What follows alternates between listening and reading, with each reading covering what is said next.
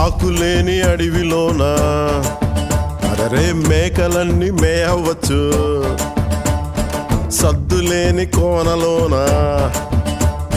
కొండ చర్య కులావచ్చు.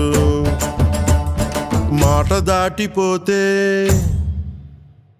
మర్మము తెలియకపోతే,